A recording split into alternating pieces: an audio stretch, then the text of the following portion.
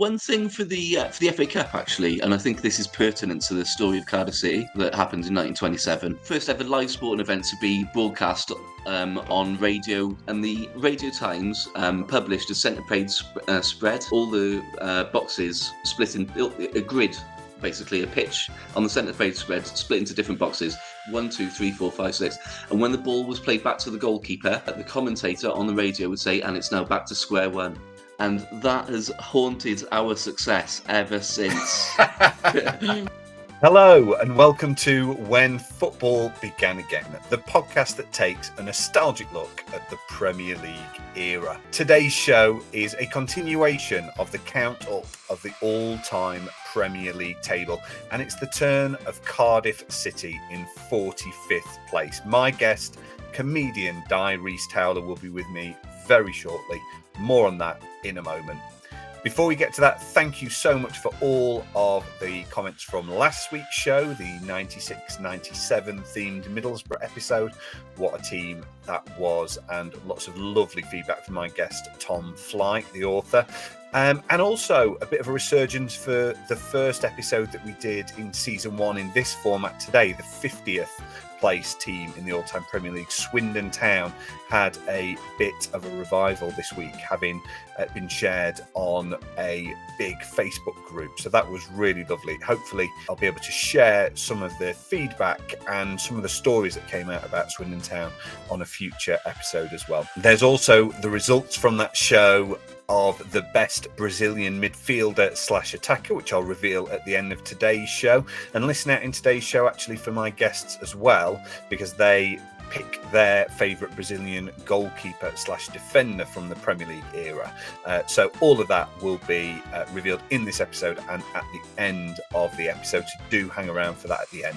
As I mentioned, Dai Rhys Towler is my guest. Do look out for a couple of cameos if you're watching or perhaps listening. Dai's dog makes an appearance at one point during the show, and also former guest Fran Jenking. They are two separate cameos, I should add. Fran Jenking comes and joins us at the end for a game of Play Your Apps Right against Dai, which is all themed on Cardiff and Cardiff City.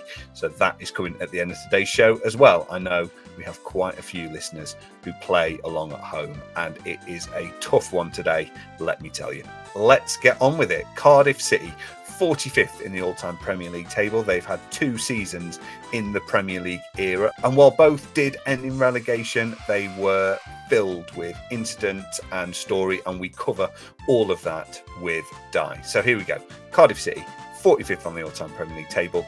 Enjoy. Joining me today for the latest in our countdown of the all-time Premier League table, in 45th place, it's Cardiff City. And joining me is a comedian who can often be seen on stage in his replica kit. It's Dai Rhys Towler. Dai, how are you, mate? You okay? Yeah, I'm good, thank you, Carl. Yeah, it's great to be here.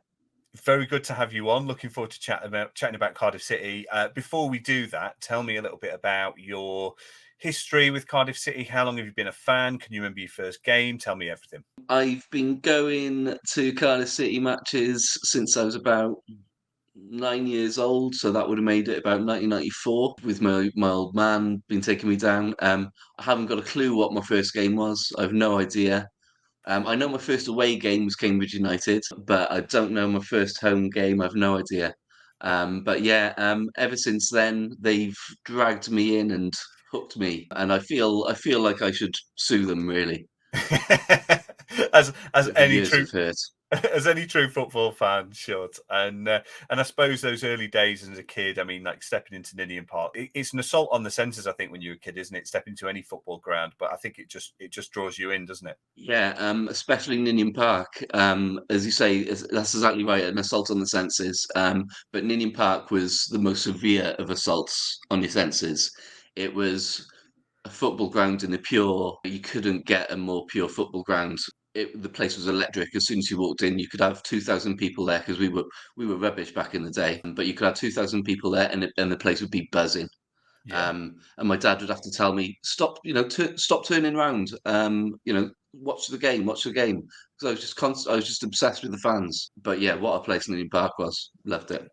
As we mentioned, in 45th place on the all-time Premier League table, having spent 2 seasons in the Premier League era after 31 years, it's Cardiff City. Football didn't begin in 1992, though, and the Bluebirds have a proud top-flight history predating the so-called modern era of football. So we've already established they're 45th in the all-time Premier League table.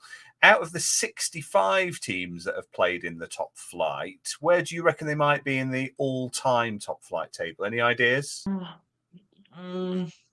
I don't know, not too far down, I'd say. I'd go mid-table-ish. We came close to winning it in the 20s. You're not far off. They're actually 40th out of the 65 teams in the all-time top flight table, above Wimbledon, Watford, nearest rivals in that table, Luton Town, who will need 83 points to overtake them, by the way, in this first season back in the Premier League. So it'll have to go quite well for Cardiff to drop out of the top 40.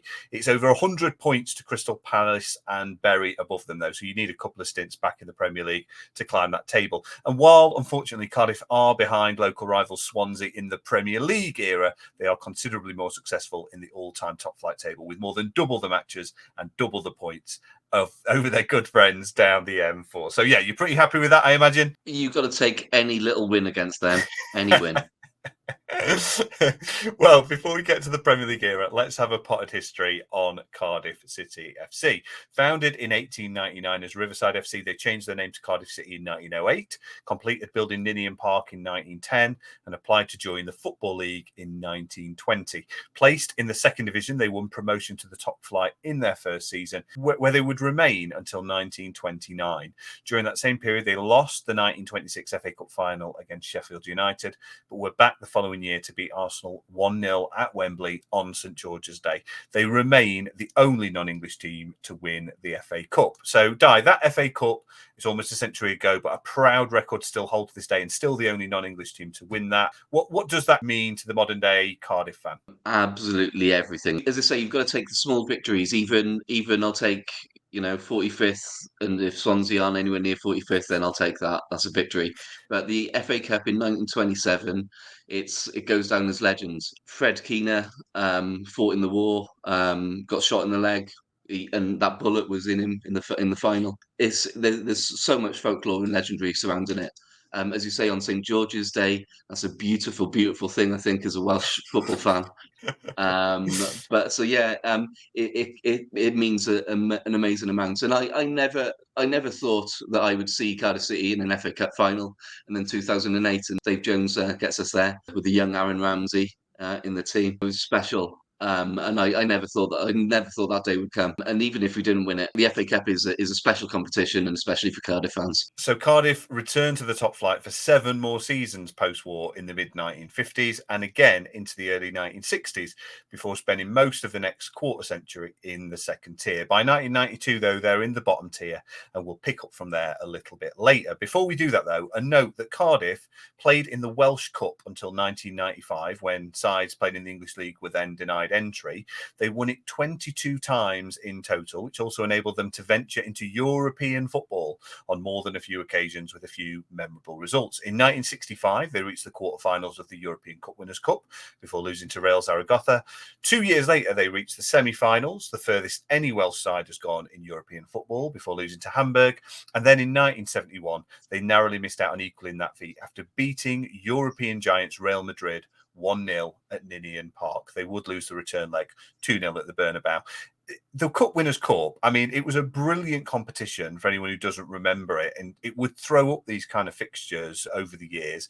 I mean, at the time that Cardiff beat them, you were a second-tier side. Real Madrid had won the European Cup 6 times. Again, that, I imagine, is a famous, famous day in your club's history. Yeah, we had some glory days in Europe.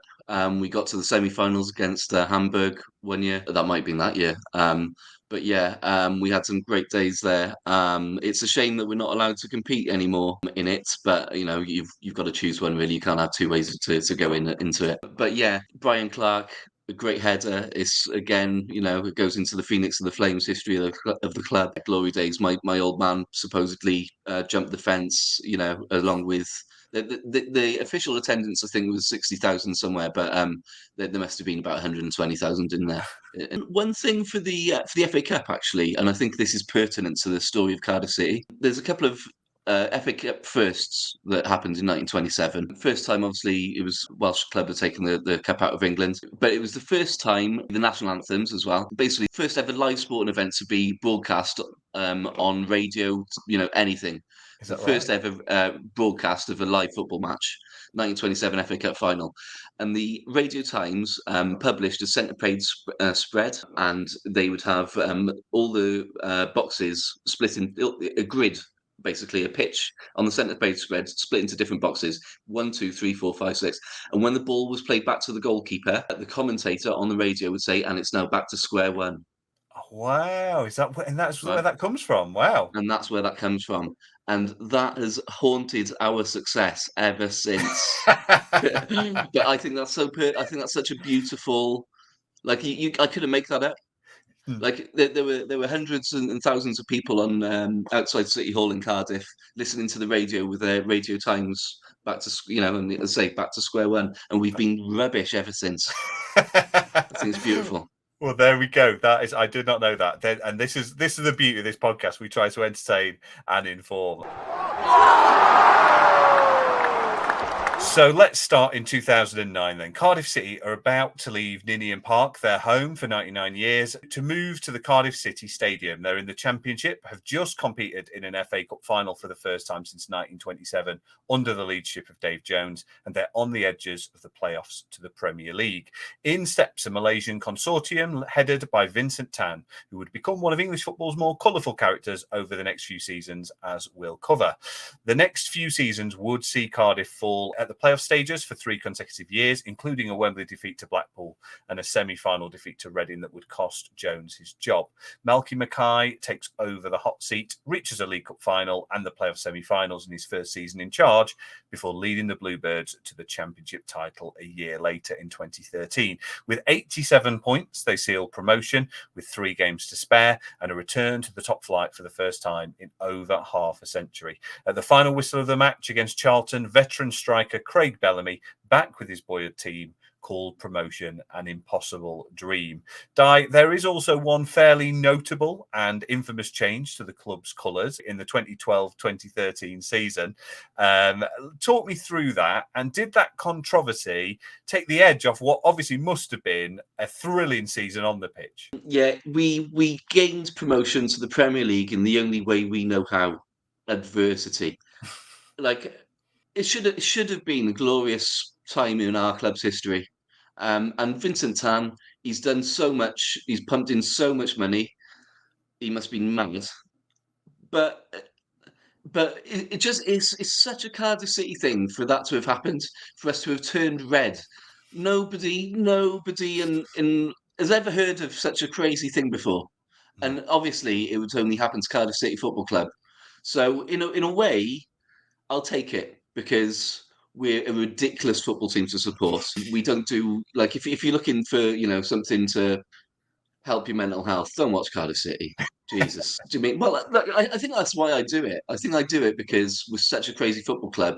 Anything that's going on in my life that seems mad is it pales into in comparison. So for us to go up in that guise of being red and playing in the Premier League in red. It was like all things that happen to Cardiff City. It was meant to be. It was stupid. It was mad, and it was just meant to be. But I was still really proud. I wasn't going to buy a red kit, but yeah, it did take the shine off it. But at the same time, it's still my football team. I can't get away from the fact that that's my football team. I wouldn't wear a red shirt, but I'd have to support them if they're called Cardiff City. In the new red kit, Tan does maintain on his spending pledges. Young Danish striker Andreas Cornelius, Spurs defender Stephen Corker, and Chilean international Gary Medel are the main acquisitions in a season where Cardiff will boost their squad with around £40 million of new talent. I mean, those signings are ambitious. Sometimes newly promoted sides bring in a bit of an old boys network or focus on quick fixes. You've actually there brought in 3 young internationals.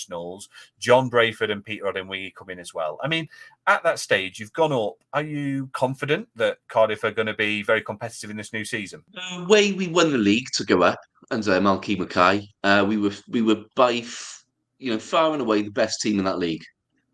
We went to Burnley last game of the season, and I've never experienced it. before, and I don't think I'll ever experience it again. We had a guard of honour onto the pitch, but not only that, we had a guard of honour out of their town. Like the people of Burnley lined the streets, so they were clapping our coaches as we left. We deservedly won the league, and I thought, do you know what? We may stay up here. We may stay up.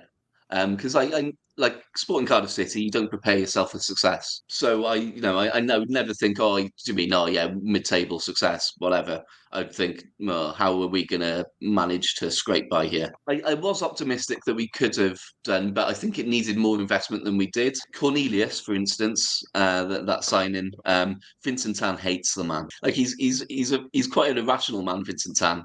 Like he expected David Marshall to score 20 goals a season, and he's our goalkeeper. Yeah. And he's like, why is our goalkeeper not taking any shots? It's like he plays in goal, Vincent. Cornelius, he felt so burnt by that deal that he brings it up at least twice a season. You haven't heard of Vincent Tan for a while. Oh no, he's slagging off Cornelius somewhere. He's never really got over that.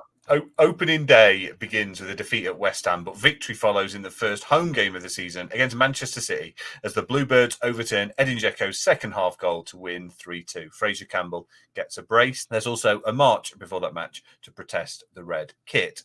It's the beginnings of a solid start to life back in the top flight for Cardiff, and they're on the edges of the top half by the end of September with points against Everton and Hull, plus a win at Fulham. Only Spurs beat them, needing a last-minute winner from Paulinho. I can confirm they are few and far between for that particular Brazilian.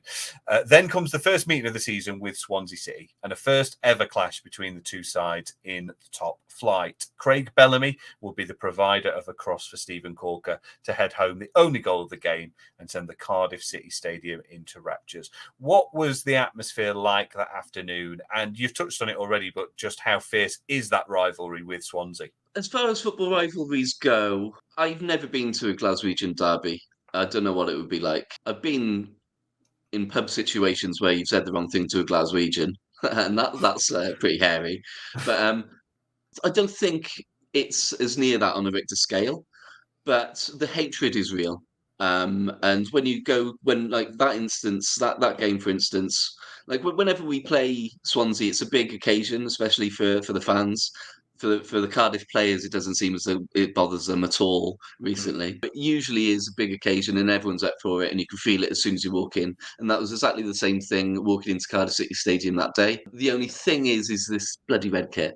Coming up against the Jacks, they're wearing their white and we're wearing red. Doing at home, it's just bizarre. That was one of the real times where you think, hang on, we're playing in red. I know it's always great to beat them. I wish I knew what the feeling was like more, especially when you play them first in the season, then you beat them, and you sort of like get the monkey lifted off your back. You don't have to worry about it for the next game. Then, Yeah. Again, I'm presuming that's a nice feeling because I can barely remember. Well, a 2-2 draw at home to David Moyes' Manchester United, where Kim Bo-kyung scores a stoppage time equaliser, adds another precious point to their total by Christmas. But Cardiff do slip to the edge of the relegation places around the festive period. Manager Malky Mackay's relationship with Vincent Tan, rumoured to have been strained in recent months, is beginning to break down, and the Scot is told to quit or be sacked by the chairman over disagreements on style of play and accusations of overspending in the transfer window. Obviously, as we know, there will be some unpleasant messages that come to light in a legal case further down the line that don't paint Mackay in a positive light at all. However, from a purely football perspective, how did the fan base feel about Malky Mackay's departure? I loved Malky Mackay at the time. I loved him. I can remember Liverpool away, we got stuffed.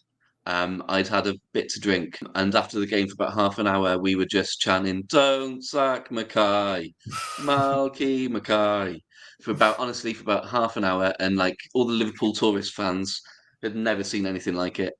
Like a bunch of fans sticking up for half an hour after the game, they'd never seen it, and like there was literally about 1,000 Liverpool fans that wouldn't leave until we left because they were just like taking it all in. I loved him.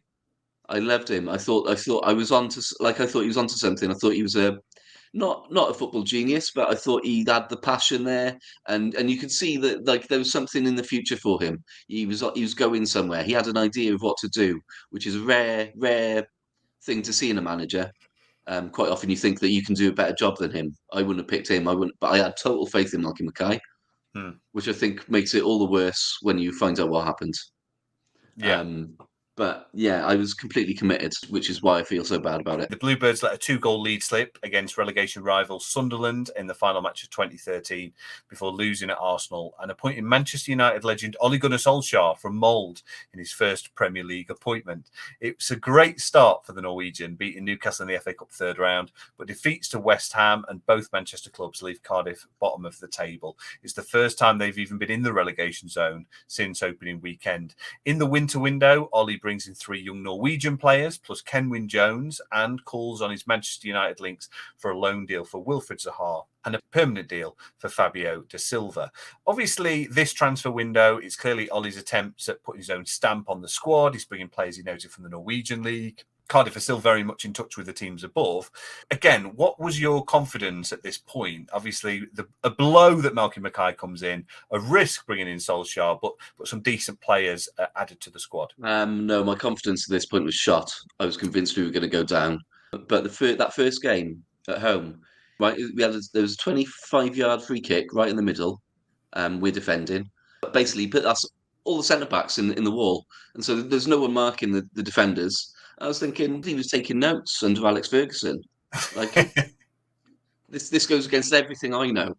Ole Gunnar Solskjaer was clueless, and you could tell from the first day, clueless.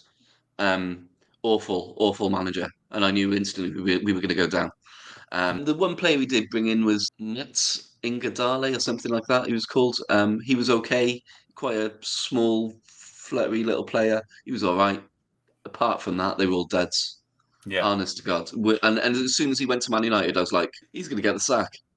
And I was just waiting for it to happen. No, as soon as he came in, I just wanted that to fail. Just so, because I knew that they would put him on a pedestal because of everything that he's done, winning that goal in Champions League or whatever. And I knew they would give him time for that, but I was like, no, he is rubbish, and you'll have to accept that he's rubbish. And well, what happened? And I was just like, just taking so much joy in it because he ruined that season. I always like the idea that someone's watching or listening back to this like 5-10 years in the future, and Ole Gunnar Solskjaer's like won 3 Premier League titles on the spin, and it makes us look like idiots. But I think we can both be fairly confident that's probably not going to happen. A first league win of the new year comes against Norwich on February 1st, with debuts for Fabio, Zaha, and Kenwyne Jones, who scores the winner shortly after Craig Bellamy's equaliser makes him the first player to score for 7 different Premier League clubs. It's a much-needed confidence boost ahead of the return fixture at Swansea, which doesn't end quite so well. 3 second-half goals ran off a comprehensive defeat against their bitter rivals to leave Cardiff in 19th. By the time their second league win of 2014 arrives against fellow strugglers Fulham in early March, they remain in the bottom 3 on goal difference alone and are actually only 6 points off West Ham in the top half. So congested is the bottom half of the table. So obviously the results are a bit of a slog. You're never dead and buried, and actually a run of results for anyone in that bottom half would probably take them out of the relegation zone. How good / not so good was the football under Ole compared to what you'd seen under Malky Mackay? It was night and day. Malky Mackay, he had a plan. He was a racist, but he had a plan. And so Ollie didn't have a plan. He never had a plan. Plan A, Plan B, Plan C. None of them worked, and I don't know why he was trying. But yeah, Malky, you had an idea that we were going somewhere. We had an idea of what we were doing, what we were about, who we were. Solskjaer, no, there was no idea, no plan. It was abysmal, and I can't say any more between. It was abysmal. And that's a Cardiff City fan. I've seen a lot of bad football. Well, any hope of building momentum is extinguished when a last-minute winner from Seamus Coleman at Goodison Park, followed by a 6-3 home defeat to Liverpool in one of the games of the season, leaves Cardiff needing all 3 points at the Hawthorns in a 6-pointer with games running out. It's the Bluebirds' turn to score in the depths of injury time, but only after they'd fallen behind in the 94th minute themselves. A costly defeat to Palace is followed by a smash and grab at Maurizio Pochettino's Southampton to leave Cardiff within 3 points of safety, but it will be their final win of the season. A 4-0 capitulation at resurgent Sunderland will ultimately be the turning point. On an afternoon when a win would have lifted them out of the bottom 3 for the first time since Christmas, Cardiff go in at the break 2-0 down and reduced to 10 men. The long trip to St James's Park the following weekend confirms their fate, and defeat against Chelsea in the final home game consigns them to a bottom of the table finish. Solskjaer will last a month into the new season before getting the chop, as an underwhelming campaign to return to the top flight ends in 11th place. So ultimately, Dai, I mean, that decision to replace Mackay, is that what you put down to Cardiff dropping out of the league that season, when actually they were really quite close for large parts of the season? Yeah, I think if we had been able to have kept Malky, I think he would have kept us up. But you can't make any excuses. I wouldn't have taken it, but it never would have worked. You can't run a football club and have these sort of tendencies. You're sending messages like that, undermining your players to your and other staff members. How can you expect there to be success? The first thing you need is respect for people. This is a professional football club. I believed in everything Malky was doing, and that's why. And I stuck up for him at the time, and that's why those feelings have completely flipped now. And Vincent Tan at the time said, "I'll let it all come out, but you'll know why I did it." He Yeah. said that at the time, and everyone was like, "You're an idiot! You're an idiot! You should have kept him. We were going to survive." And he Mm. said, "You'll agree with me when it comes out." And Yeah. yeah, I do. Yeah. I just sacked him straight away. You know Yeah. who is going to put up with that? Do you mean Mm. if I said that to my boss, I'm gone. In the years after Ollie, after a few brief flirtations with the playoffs under Russell Slade and an ill-fated spell for Paul Trollope at the helm, the Bluebirds, who've been back in blue home shirts for a few seasons now, by the way, bring veteran manager Neil Warnock in, who steadies the ship and guides them to safety of mid-table in 2016-17. In his first full season in charge, he guides Cardiff to a second-place finish and automatic promotion with 90 points, an achievement he calls his greatest ever, which, let's face it, on the CV of Neil Warnock is probably saying something. To sweeten the season even further for Cardiff fans, one of the teams that will be replaced in the top flight is Swansea. Neil Warnock, he is, of course, one of the characters. He kind of divides opinion. I think it often tends to be whether he's managed you or whether he's managed one of your rivals as to how fiercely you feel about him. Going into that season after he'd consolidated things, was promotion even a consideration for you at that time? No, no. Like there's been people say it every year. I think there were people saying it last year. Oh, we're going to go. Are we hell? I didn't think it would happen under him at all. But then Neil Warnock doesn't need we didn't sign the players to do it really. As I say, that time when we went up under Malky, we were by far and away the best team in the league, and I think we kind of were under Neil to be honest. But we didn't have the best players on paper. Mm. But what Neil Warnock will do, he'll instill stubbornness about your play, and that's got bad aspects and good aspects. But the good aspects is that you're hard to beat, you don't take anything lying down, you're difficult to play against. That's what we encapsulated. We tried to use that then in the Premier League, didn't quite have enough. But yeah, as a Cardiff City fan, the first thing you want, before nice football, because that's a luxury. The first thing you want is a bit of commitment and a bit of having a go, and that's exactly what you got under Neil Warnock. So yeah, we're two peas in a pod, really. And it's a slightly more cautious summer transfer window than the previous Premier League campaign, in which you go up. Bobby Decordova-Reid for around £10 million from Bristol City and Josh Murphy from Norwich for around £11 million are added to the ranks. Harry Arter and Victor Camarasa join on season-long loans. There's always a danger of teams overspending and paying the penalty, as Cardiff had perhaps discovered previously as well. Between that and promotion really being an unexpected bonus, does that explain this more cautious approach, do you think? What was kind of going on with that transfer window? And again, how did you feel about it? The club's approach was due to Vincent Tan having lost interest and throwing his toys out of the pram a little bit because his mum said that you shouldn't have turned them red. And so basically that was the reason he turned us back to blue. It was either his mum or his grandmother or something. She said basically you shouldn't have done it. And he was like, okay, fair enough. You're the only person I listen to. I was going to say, by the way, I love that detail. I didn't know that it doesn't matter what fan protests happen. When someone's mum tells them to do Yeah. something, that's it. And yeah, and like especially in sort of Eastern cultures, you just do what your parents tell you, don't you? That's why that happened, and he kind of he just lost interest then, and he was like, "Well, fair enough. If you want this blue football team, then you'll have to pay for it yourselves," type thing. So Vincent Tan is such a funny, like he's in a way he's the only owner that we could really have, as in our survival is dependent on us not achieving much, because or just doing the most Cardiff City job about it you can. In which, I mean, everything's really obscure and just shouldn't happen that way. Do you mean? So, like, we're suited to each other, really. We deserve each other. I think Warnock could have spent more money. He always could do any more deals. He's a wheeler and a dealer, and he would like to have done, I think, because we were inadequately placed to survive. So he would like to have done more, but I think Vincent Tanner was just like he was having a bit of a paddy. It is a difficult start to life back in the Premier League, with just 2 points picked up in their opening 8 games. A first win of the season against Fulham lifts them above the visitors and out of the bottom 3, though, ahead of Huddersfield and Newcastle, who are both also still without a league win as the clocks are about to go back. A pretty miserable start for quite a few teams at the bottom of the league in this season.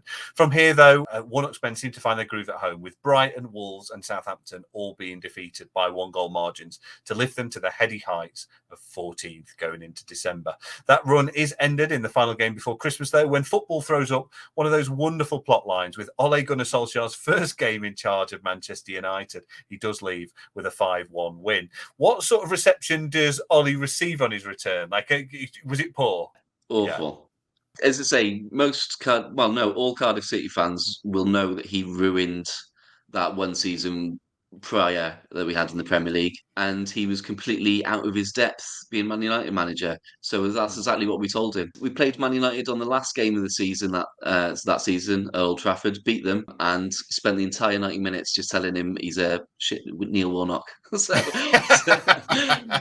No, there's no love lost, and he's a nice guy. There's no reason to hate him. He's one of those guys where you shouldn't hate, but he's got the little baby face. But no, I hate him. I think most fans do. I mean, even speaking as a non both Cardiff or Man United fan, it did seem when he got plucked back out, after, because he got plucked into the Cardiff job, it seemed like a long shot. But you kind of go, with any player who's played under great managers, you go, well, you never know. They must have picked something up, and it seemed clear that he hadn't in his time at Cardiff. So to then get that opportunity, it just seemed like the wrong way round. You know what I mean? It was just bizarre.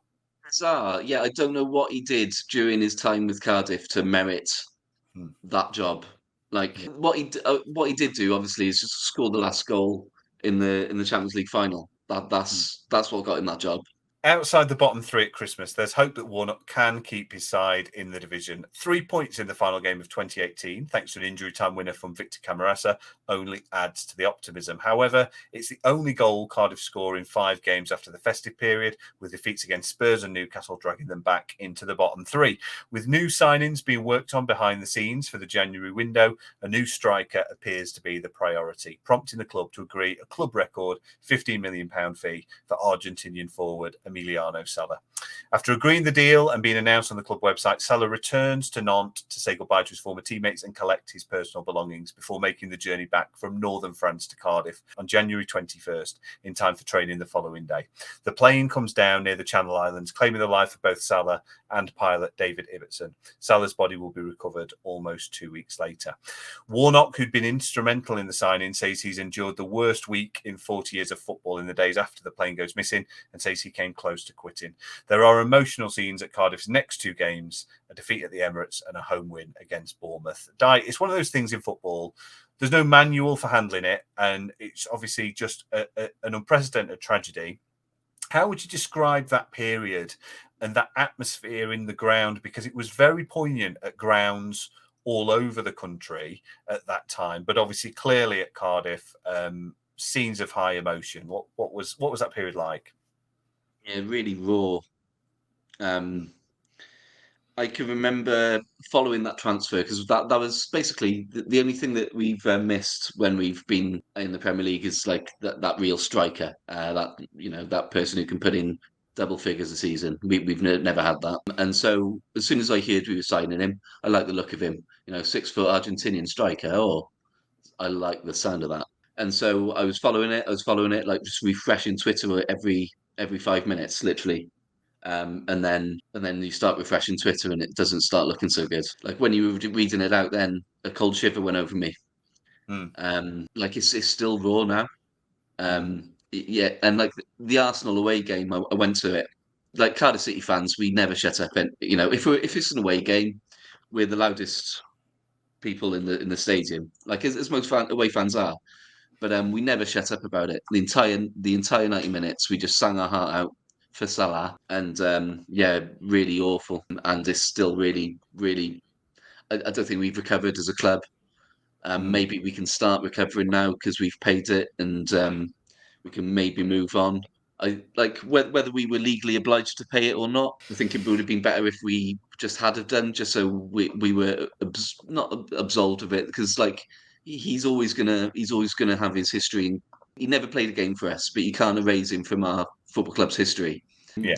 I still feel really awful about it.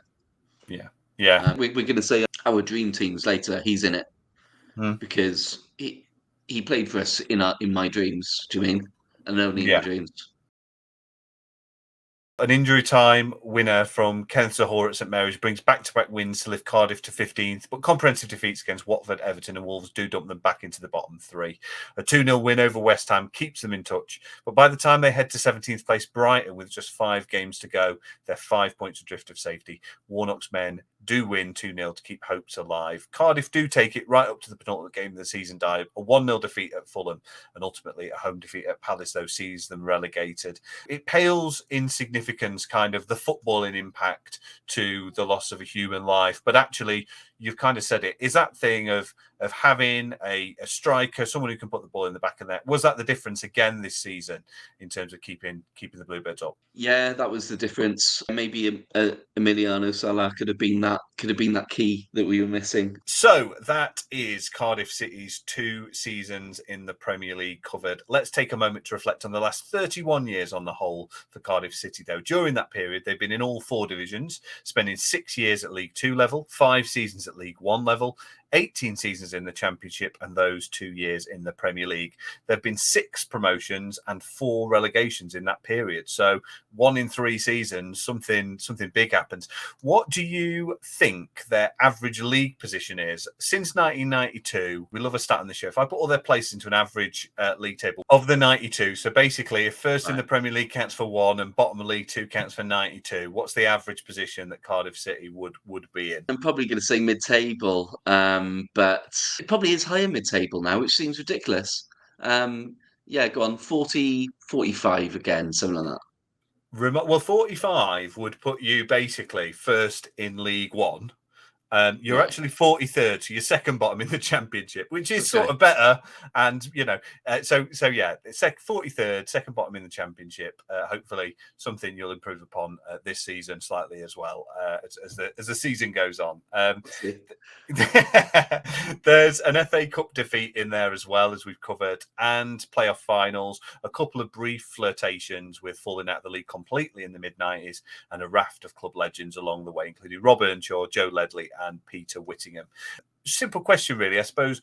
Which seasons out of those 32 really stand out for you? And having seen your side play in all 4 tiers, which level is your favourite? Which level is the division you would most enjoy watching Cardiff in? The division I would most like watching Cardiff in is the Premier League.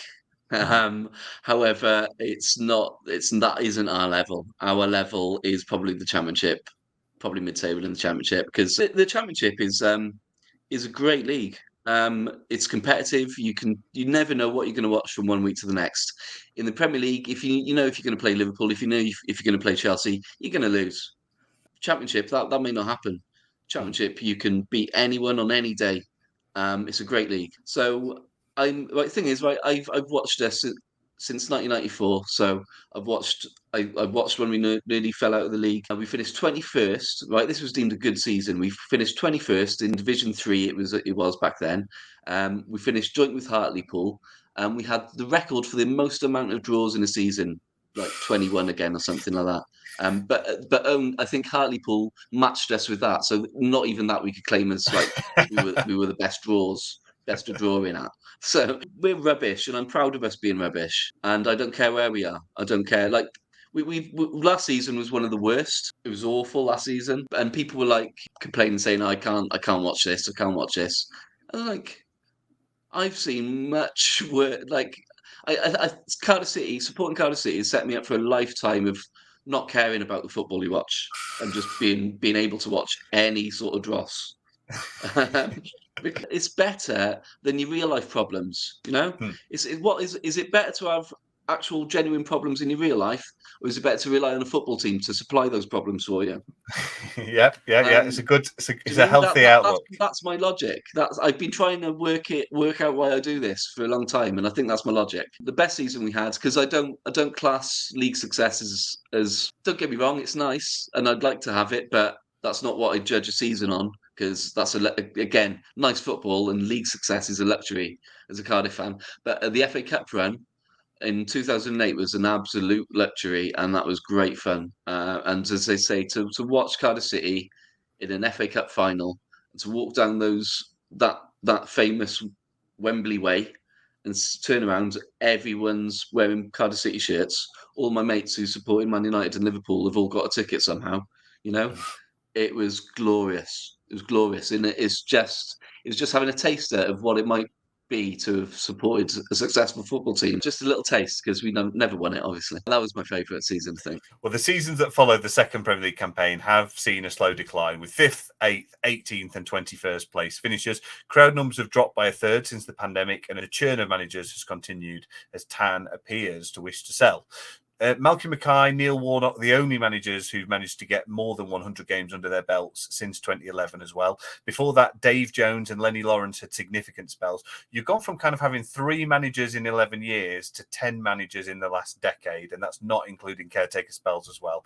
I know this is easier said than done, but the Bluebirds, do they surely need that bit of consistency in the dugout if they're gonna put a serious challenge to promotion again? Yeah, of course we do. Yeah. The thing is, in football, it's increasingly becoming a commodity to get that time. And it helps if you don't employ clowns. And it helps if you employ people who know how to run a football team. This guy we've got now, though, Errol Bullitt, he seems like a decent kind of chap, and he seems to be saying the right things, and he seems to set his up set his teams up the right way and play a pragmatic style of football and wanting to sort of play nice football as well. So we might have like occasionally we'll come across a real good one.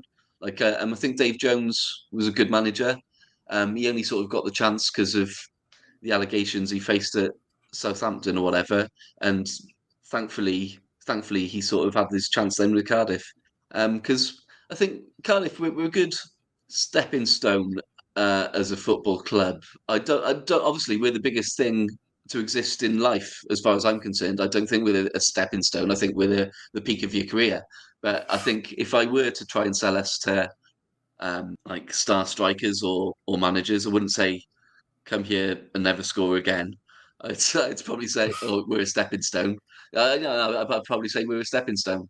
And we'll give you a platform that you don't afford at other clubs because A, we're Welsh.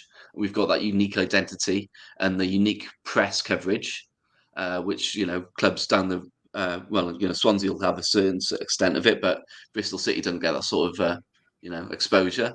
I think we do offer people something different as a football club, but some of those differences aren't the best differences to have.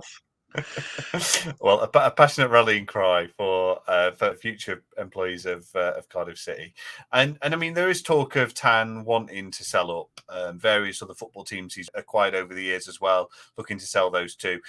I mean, would that be good news, or is it better the devil you know? Kind of where do you stand on that? Yeah, yeah, better the devil you know. I always find it funny when the Man United fans are crying about the Glaziers not signing, £200 million strikers and stuff. It's like you do realise they haven't changed your colours. They don't expect your goalkeeper to score 20 goals a season. All right, they did employ Ole Gunnar Solskjaer. Hold your hands up. Maybe have a protest about that one. I don't get other fans complaining about their owners when we've had such like. Don't get me wrong. I completely sympathise. It's just have you heard of Vincent Tan? He's the ultimate Bond villain. He's not a football club owner. Yeah, he's the guy's insane. And he should probably for his own health and his own finances should sell us. But again, you don't. It is devil the better. Hello, Oggy. It is better the devil you know because in this day and age, you don't know who's going to walk through the door of your football club. It could be a complete nutter, worse than Vincent Tan. Yeah. But Vincent Tan is up there. Fair play to him. How soon might we see Cardiff City back in the Premier League? Is that a question you can answer with any confidence? Not with confidence. Like we always end up going up with a season with a 3 in it. So if it's gonna it should happen theoretically this season. Right. Um, Okay. so yeah, watch this space. Put a bet on. But no, I can't see it would need a miracle for it to happen anytime soon.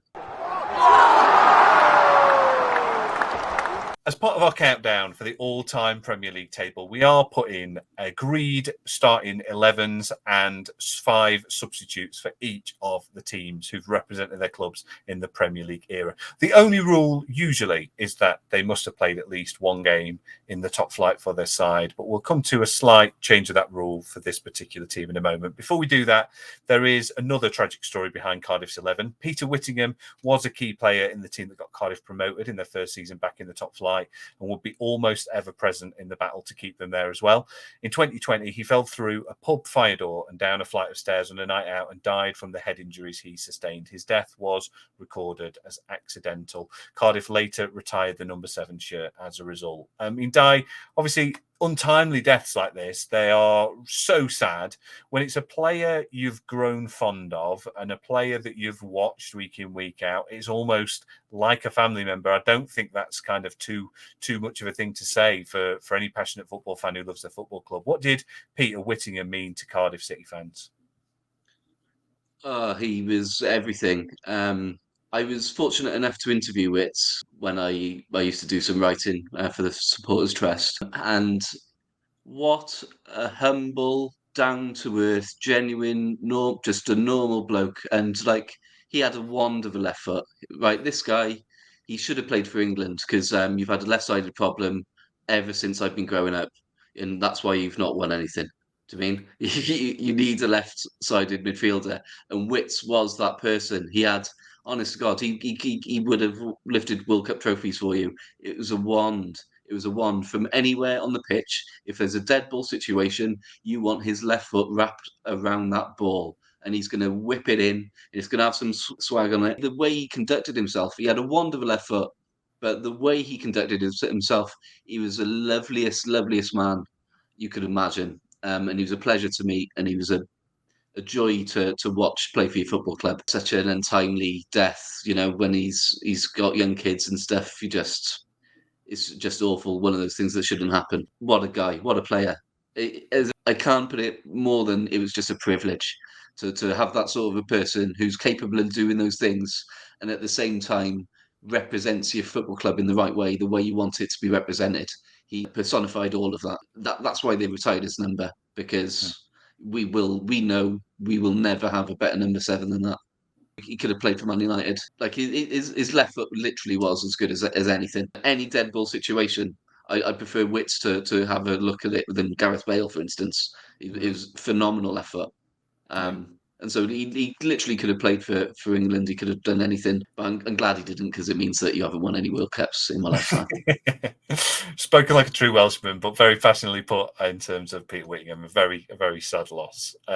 So here is your 11, which Peter Whittingham does appear in. In goal, it's David Marshall, not chipping in with those 20 goals a season, but keeping things safe between the sticks. At right back, Kevin McNaughton. At left back, it's Fabio Da Silva, and in the middle, it's Sol Bamba and Sean Morrison.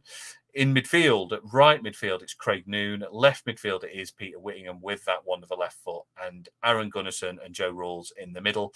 And up front, it is Craig Bellamy from the 2013-14 season, and a allowance for Emiliano Sala, who very sadly never was seen in a Cardiff City shirt in the Premier League, but I'm sure would have made a huge impact had he had that opportunity. On the subs bench, it's Neil Etheridge, Nathaniel Mendes-Lang, Junior Hoylett, Fraser Campbell, and Stephen Corker. So it's a pretty healthy kind of mix between the two seasons. Neither of the campaigns seem to dominate this particular team.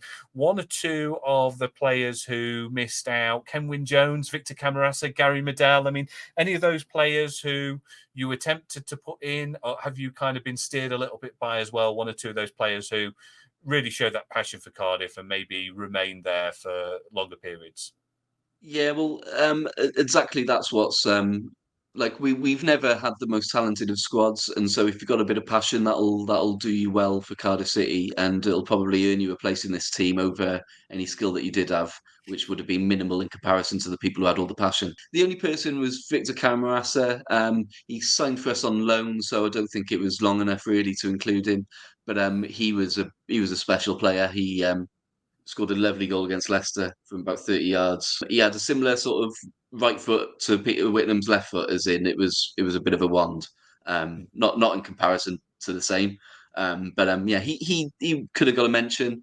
But other than that, it's the club legends that have got in there really. And Marshall, I think, speaks for itself. Etheridge was very close behind him because Etheridge had a fantastic season for us, but David Marshall, an unbelievable keeper.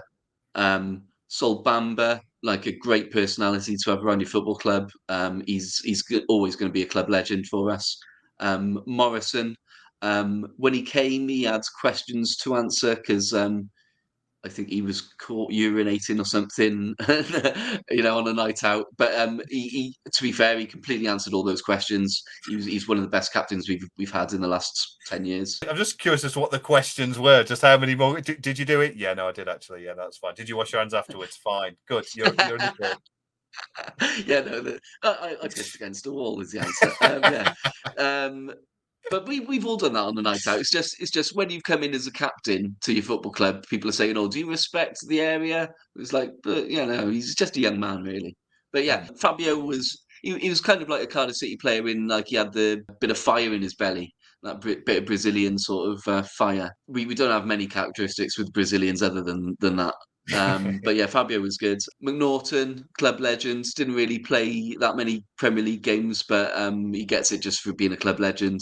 Wits, club legend again. Malky Mackay sort of like made him the centre of the team in that first season in the Premier League, so he has a significant impact for us. But Ole Gunnar Solskjaer didn't really see the same thing in Wits, which goes to show Ole Gunnar Solskjaer's opinion on football. Bellas, again, club legend. He was a bit over the hill by the time he was playing Premier League football for us, but it's that sort of glory of him having come back and done it in a Cardiff City shirt and wanting to do it in a Cardiff City shirt that gets him in. Wolsey, again, a club legend, someone who conducts himself in the right way, great representative of the football club.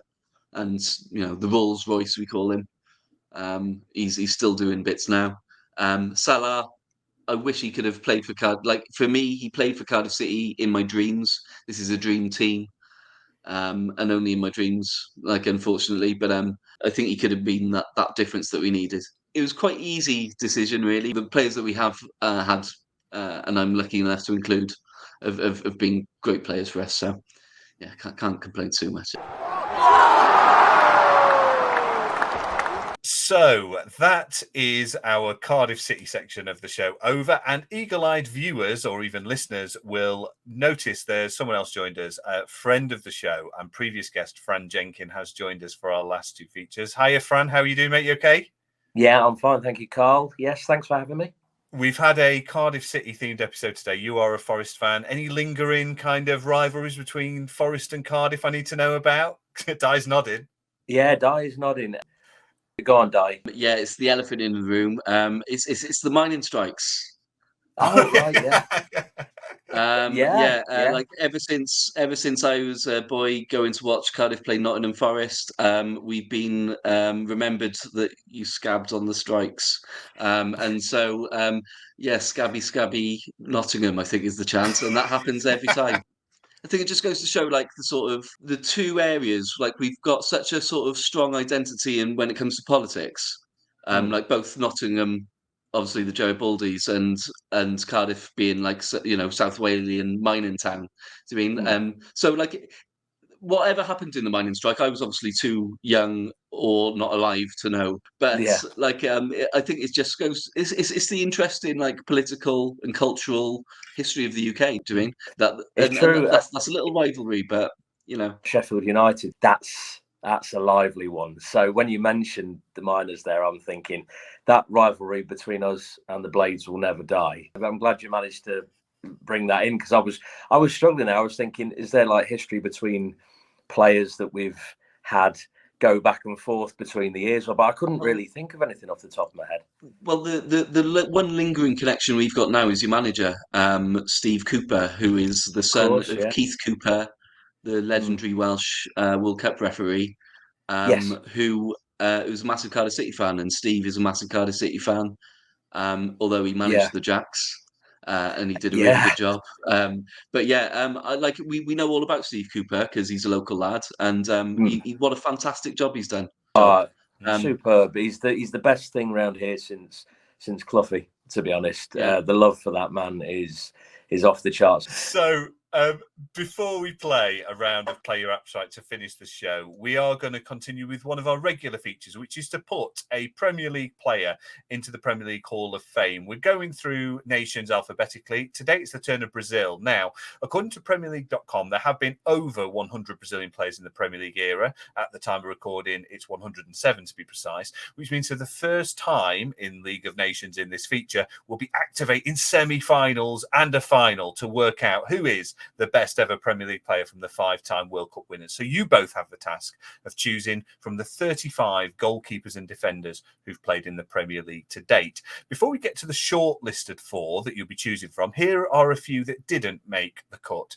There's Maicon, the 77 cap right back, who made 9 underwhelming appearances for Manchester City in 2012-13 before booking a taxi back to Serie A, just like Gareth Bale had booked for him a few years earlier. It's neither Aurelio Gomez or Julio Cesar, 2 goalkeepers, 98 caps between them. Admittedly, Julio is doing the heavy lifting there. And 2 Premier League relegations between them as well, by the way, with QPR and Watford, respectively. And it's not Emerson Tome, a man who Sunderland benched in 2003 to avoid paying additional add-on clauses once he reached 50 appearances. They went on to be relegated. But here are the 4 best goalkeepers / defenders in the Premier League era that I put to you, and you can both have a pick. Is it Ederson, the Manchester City goalkeeper who might have passed for a quick-footed outfield player in the early Premier League era, so accomplished is he with the ball at his feet? He's not bad in between the sticks either, winning 3 Golden Gloves to date, being voted into the PFA Team of the Year 3 times, and winning 5 Premier Leagues, 4 League Cups and an FA Cup since joining the Citizens in 2017. He did recently add a Champions League to that tally as well. Or is it Alisson Becker, the ever-reliable Liverpool keeper, with a couple of Golden Gloves to go, with a medal each for winning the Premier League, FA Cup, League Cup, Champions League and FIFA Club World Cup? He's also proved to be his nation's preferred choice, winning 61 caps to Ederson's 19. He became the 6th Premier League goalkeeper to score a goal when he netted a last-minute winner against West Brom in 2021. Are you listening, David Marshall? Or is it Rafael da Silva, very much the Gary in the da Silva family, ahead of his twin brother Fabio, as Sir Alex Ferguson looked to replace the Neville brothers with a slightly more exotic upgrade? He made 109 Premier League appearances across 7 seasons, winning 3 league titles and a Club World Cup before spells in France, Turkey, and most recently back in Brazil. Or is it David Luiz, the part-time Sideshow Bob impersonator, who cost the various clubs he played for more than £100 million combined and won just about every medal going, to be fair to him, during spells at Arsenal and twice at Chelsea via PSG. A world beater on his day and a liability on others, he was captain of the Brazilian side that lost 7-1 to Germany at the 2014 World Cup in a game that signalled the beginning of the end of his international career. So I put to you, lads, these are the 4 players who are the greatest Brazilian goalkeepers / defenders. Is it Ederson, Alisson, Rafael, or David Luiz? Let's start with you, Dai. Who would you select, and have I missed anyone who you might have picked? Well, I'm disappointed it was just goalkeepers and defenders because I would have said Juninho for all-time Brazilian. I think for me, it's probably a toss-up between those 2 goalkeepers, and which one you pick is really tough. I think just going on the stats, Edison, because you can't argue with the stats, can you? When it's so close as well.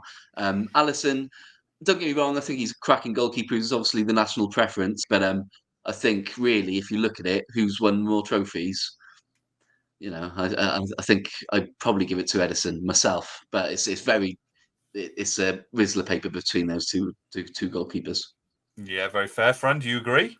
Yeah, I do. I would have totally gone for Ederson, I think, out of that list. The man is just the epitome, isn't he? Like a lot of the players in Premier League these days, is that real combination of you can You could take him easily out of goal and play him outfield, like you pointed out. You know, he's a very silky player. He's kind of made that sweeper role for a goalkeeper trendy again. It's like on a cyclical kind of version, isn't it? So the fact that he's at the back there and, you know, it's a safe pair of hands and an amazing extra defender.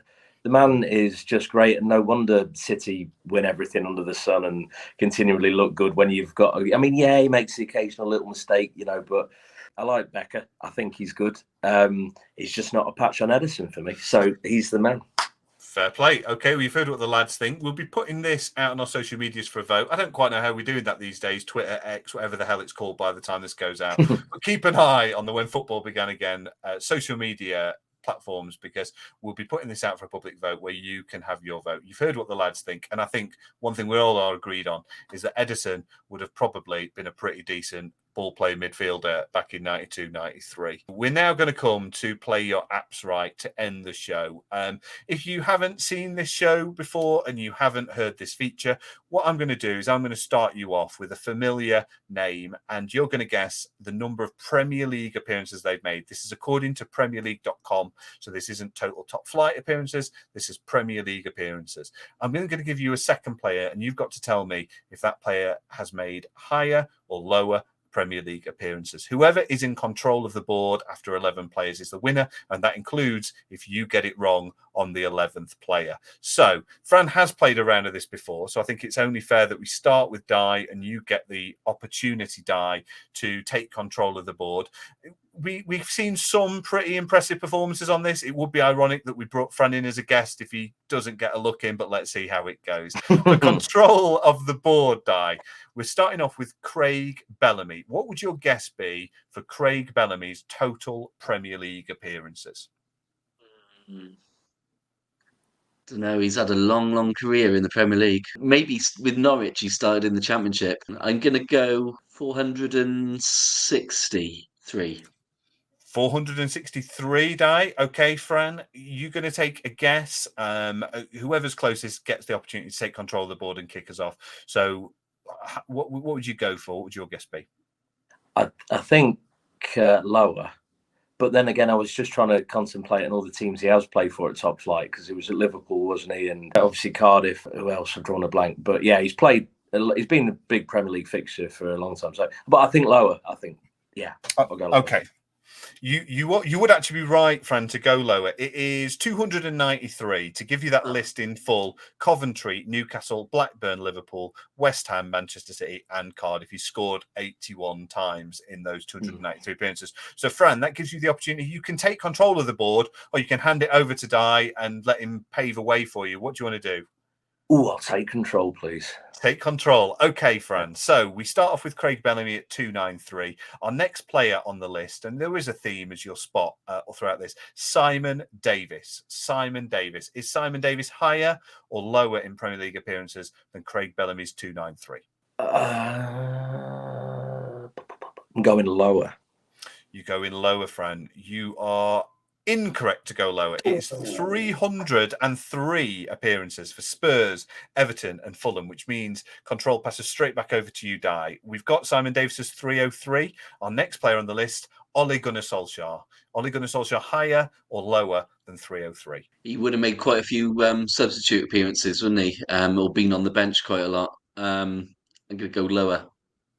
You're going to go lower. You are correct to go lower. 235 appearances to be exact, scoring 91 times for Manchester United. He did win 6 Premier League medals in 12 seasons at Old Trafford. So you retain control, Dai. Our next player is Danny Collins. Higher or lower than Solskjaer's 235? Higher. I don't know why. Higher is incorrect. It's actually lower. 147 appearances for Sunderland and Stoke City, which means we're back over to you, Fran. Danny Collins, 147. Our next player is Paul Jones. Is Paul Jones higher or lower than Danny Collins, 147? Oh, these are tough, aren't they? I'll say higher. Higher is correct. 211 appearances for Southampton, Wolves, and a loan spell at Liverpool in 03-04 that I have absolutely no recollection of, keeping 58 clean sheets along the way. So Paul Jones is 211, Fran. Our next player is John Hartson. John Hartson. higher or lower than 211? Ah, yeah, right. John Hartson. Let me think. Arsenal, West Ham. Anyone else? I'll go higher. Higher is incorrect. There are two more teams, actually, Fran. Arsenal, West Ham, Wimbledon and Coventry. But he only made 154 appearances for those teams, scoring 55 goals. You're 5 from the end. We pass back over to you, Dai. John Hartson's 154 Premier League appearances. Is our next player higher or lower? Gareth Bale. Higher or lower than 154? Higher, just about. You are correct. Higher, just about. Only 166, actually, scoring 58 times and winning a Player of the Season award in 2013-14 as well. So Gareth Bale is higher, 166. Our next player is Rob Earnshaw. Rob Earnshaw, higher or lower than 166? Lower. Lower is correct. 65 appearances for West Brom and Derby, scoring 13 goals. You're 3 from the end. Our next player. Derby, boo. Our next player is Hal Robson-Kanu. Higher or lower than Rob Earnshaw's 65? He would have played more consistently because he was, I don't know, lower again. Incorrect. Hal Robson-Kanu is higher, 94 appearances for Reading and West Brom, scoring 14 goals, which means we switch back to you, Fran. It's a real tennis game today. Nathan Blake. Is Nathan Blake higher or lower than Robson-Kanu's 94 appearances? Lower. Lower. Just 92 appearances, scoring 23 times for Sheffield United, Bolton Wanderers, Blackburn and Wolves in the top flight, which means, Fran, you have control going into the final game. Get this right, you've won. Get it wrong, and Dai takes the win. Nathan Blake. I messed it up last time, so let's hope we win it this time. 92 appearances for Nathan Blake. Is our final player higher or lower? Joe Ledley. Higher or lower than 92 appearanrances? Oh, man, this is tough. This is what I call a game. I'm going lower again. You're going lower. So you are saying that Joe Ledley made fewer appearances than Nathan Blake's 92. Out of interest, Dai, would you have agreed with Fran on that? Do you think Joe Ledley's made fewer, or would you have gone higher? It's tricky because he again played in Scotland. You've picked quite a few players who played in Scotland for these. No, I'd probably go with what Fran said because of that. You'd have gone lower as well. You would both have been correct. Fran, you take the win. 83 appearances for Crystal Palace between 2013 and 2017. That was a ding-dong game. That was great. They were all Cardiff born or played for Cardiff and so on. So that was obviously the theme there. Can I share that victory with Dai, please? We both agreed on that, so that's our joint victory, really. There we go. You see, all is forgotten from the miners' strike just in this moment. Put it all to rest. Lads, it's been a pleasure. Fran, thank you very much for joining me and coming in and playing that game. I really appreciate your cameo appearance. Absolute pleasure.